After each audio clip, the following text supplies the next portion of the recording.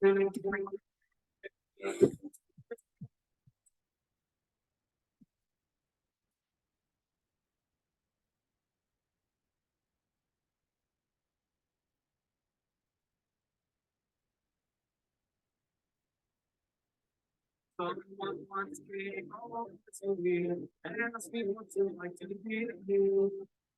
to be Yid Chavra Bezrat Hashem the covet the Heilige Shabbos. We see the Zoom is updated. The Zoom is updated. Baruch Hashem, we are thriving. 4 days until Shabbos, 7 until Purim. We're in Adar. We're in this Adar Chavra. The Simcha. So good. So a prayer for Shem Kotzker Pesach or Ubim Mitzvah Baruch Bas Yehudis. Yona Bas Basa, Shir Bas Basa, Sadner Ubim Mimani, Tova Bas Peril, Shalom Minchan Alea, and Ilui Nishmat Yehudi Baruch Bas Nechemah Mer Neshama have an Aliyah. Master of the world, for the sake of your name, help us live a long life filled with holiness and purity like Moshe Shef, filled in particular with holy thoughts. Help us emulate Avram Avinu, our patriarch, the man of kindness, by being kind and generous with our money, using it to help people in need. May we not be angry or stingy, two traits that blur a person's mind. Instead, help us be good, kind, and generous until we are absorbed into the right side, the trait of Avram, the man of kindness. As a result, may our kind be as white as silver, meaning to say pure, clear, and lucid. May we live a long life filled with holiness. May we contemplate your Torah at every moment and not indulge any external foreign thoughts. Help us quickly expel the snakes and scorpions, which is to say all types of confusion and foreign thoughts that lay siege to a person's mind every day. May we break all the boundaries, iron walls, curtains that conceal the good hidden within every day, and that not to allow any unworthy person to approach that hidden good. We should all be worthy. We should know that we are worthy. And let's fire it in. Okay. Let's fire it in. Slicha. Okay, halacha l'maisa. On Shabbos, when Shabbos is not Purim, it is permitted to move the Megillah scroll. Nevertheless, if Purim falls on Sunday, one may not bring the Megillah scroll to the synagogue on Shabbos for the purpose of the Megillah reading on Motzei Shabbos, even in a city that has been made fit for carrying within an Eruv, because this is included in the prohibition of preparing from Shabbos to the weekday. Wow, we have a special guest on. Halacha l'maisa. Disabling the waiting room. Waiting for the Chayal to come on. The Chayal is on. Okay. The Chayal. Does the Chayal hear us? This is exciting. We're on together. It's a great time. Oh, I'm buying time to get to the actual page because I lost. I lost the page. We're so fun. All right. Just to update the Chavra before we get to the page, because I have yet to print it out, the packet that Ami Bloom sent us. Reb Josh is still connecting to audio. But here we go. We're talking about Mashalach Manot. Last time we spoke about the act of Bittul, how on Purim this light is shining and it's revealed to the whole world. Eino Mevado, there's nothing besides Hashem. Right? And we come to this place of Bittul, says Rav Itchmeyer. But it can't just be there. There has to be something else with the Bittul. Right? Because true Bittul is saying, all right, I'm nullifying myself to Hashem. I understand Eino Mevado. But now let me be the messenger that he wants me to be. Let me be that vessel. Right? Spreading the light to the world. The light of Hashem. So yesterday we spoke about it a little bit, and now we're going to go even further. The intention of the gift giver.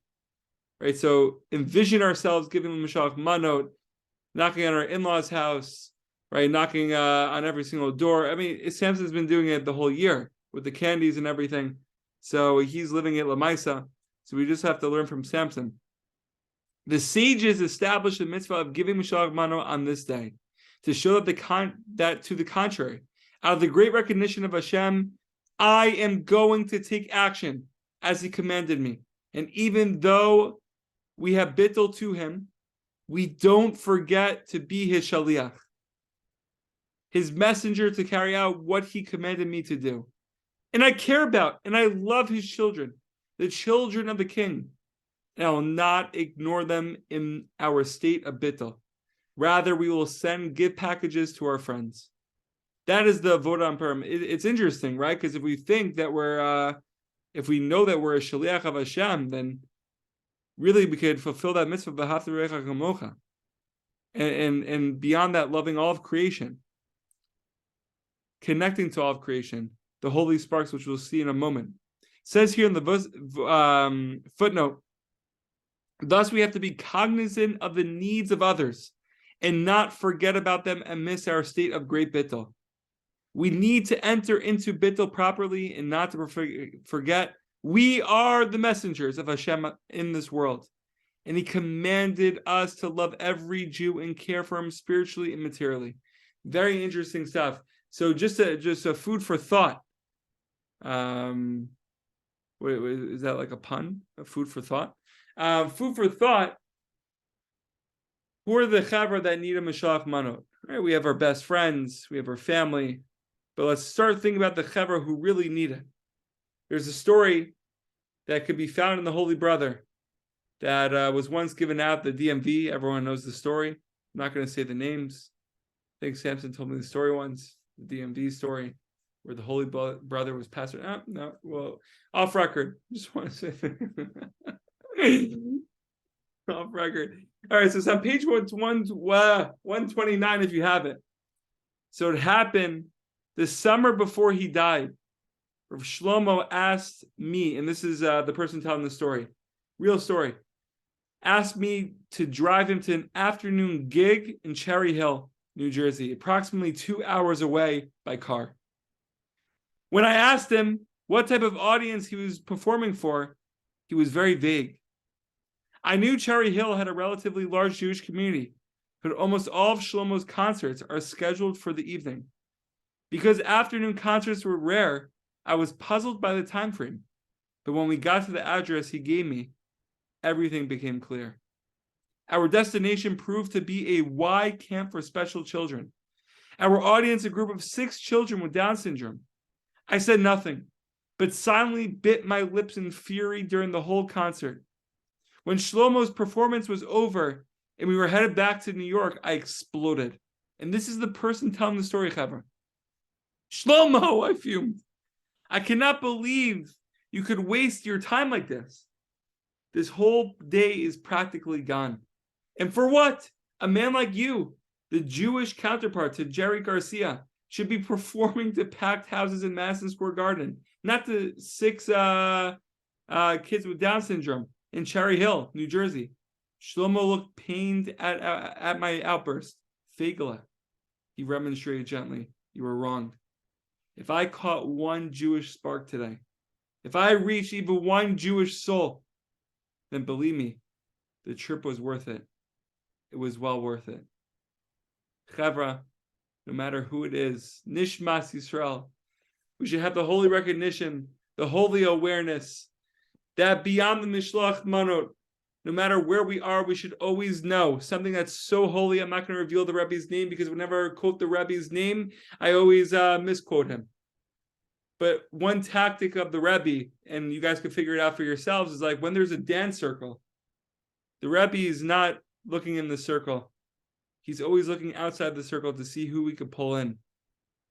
Chavra, we have to look at Nishmas Yisrael as a whole, to look at the people, be aware of the people who need the coffee dates, who need the candies in Ariel University, mamash, who need a text message, who need a good word, who need a good comment, who need a smile, a forced smile. The greatest thing, says Rav Samson, is to give someone else a smile.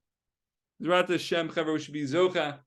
That Mishloach Mano is not just from the food that we're given, the physical food.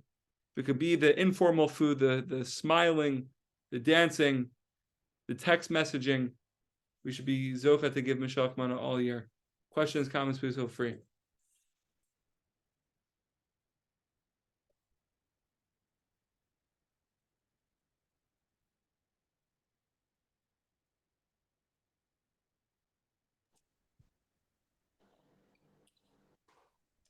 I don't know why I was gonna say something else, but I guess it's coming to me. Something else is coming.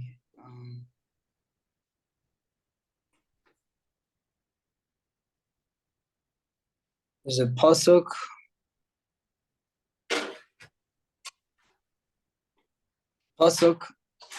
not a pasuk, but saying. Rosh Tevot Elul is ish lire'ehu matanos levionu.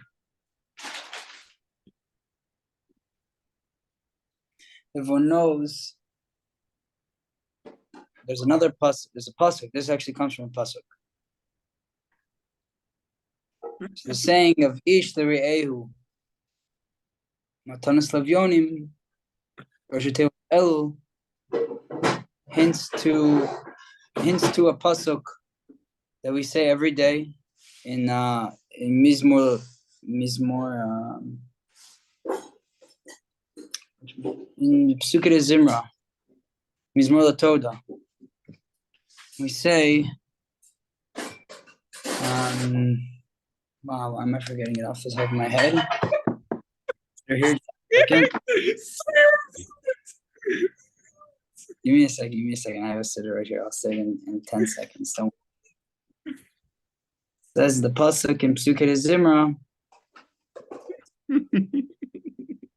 Du ki Adonai hu Elohim hu asanu velo anachnu amo v'tzon mariato.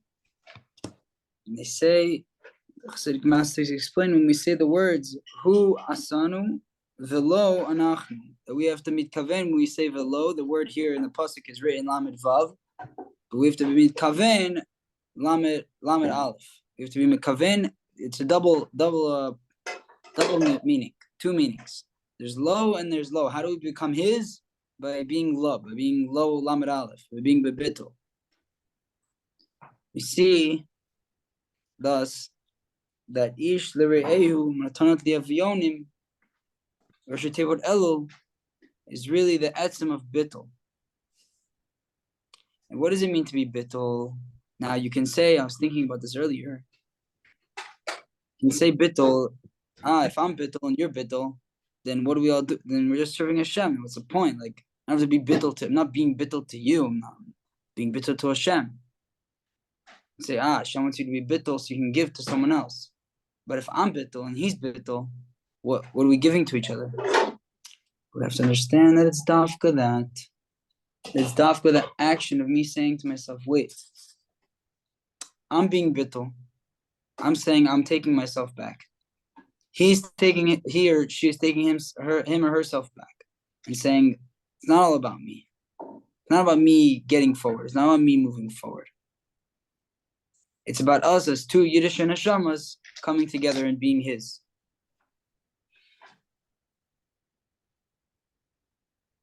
If you think about it, I don't know why this is coming to me now as well, but mispar katan of the word lo, lamed aleph, is 4. And if anyone doesn't know, mispar katan is when you take the ones column of every number. So lamed, which is 30, is going to be 3, and aleph is 1, so it's 4. And everyone knows when you're bittul and two Jews come together and they're bittul together, they get 4. It's 2 squared. 2 squared is 4. I don't know what any of this means, but it does exist. Everything I said exists, but I don't know what it means. Oh, love. You just got it. Love. And all of that, and I mean, how do I not know what it means? Because we're talking about Purim and I have no clue anything about Purim. Oh my gosh. It's like a Shabbos Hagadol Drasha. So good. The opening. Thank you for the hype in the chat.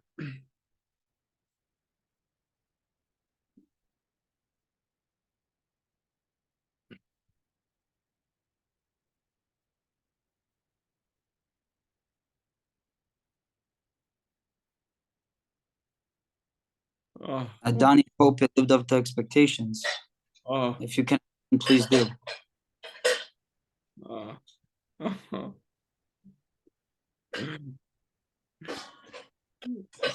Sas, do we read this out loud or do we keep it in the chat? Donnie, you have to add to what I said because there's more, but I just wasn't there. I missed it. So you have to say more. Everyone has to say more.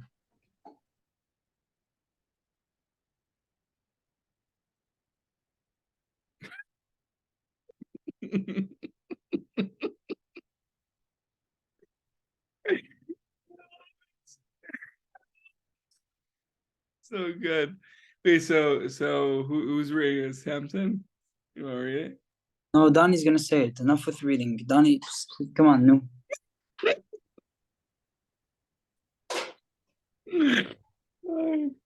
Who's behind the screen? Come on. It's Purim, show yourself.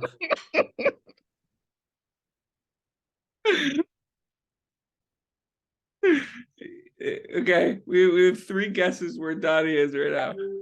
He's in Queens.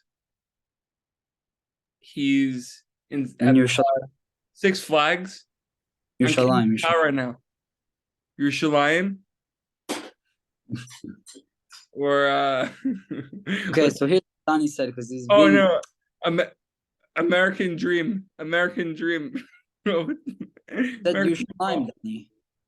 What? He said I didn't guess the oil. I said Yerushalayim. Oh. Oh my God, deep. No, Okay, let's just read it. Let's just read it before we go. So it's written in the chat. Just thought about this, Colin. Why do we have to give Mishach Mano if someone is just going to pay back and bring us something else by giving us Mishach Mano? To show us that when we give, Hashem gives back to us. Also, right back to us. Right back. Mamish. There's no waiting time. The Mishach Mano is ready. Wow. Gewalt. Zrat Hashem Chavra. Let's fire it up. The Kavod Shabbos Kodesh. Let's be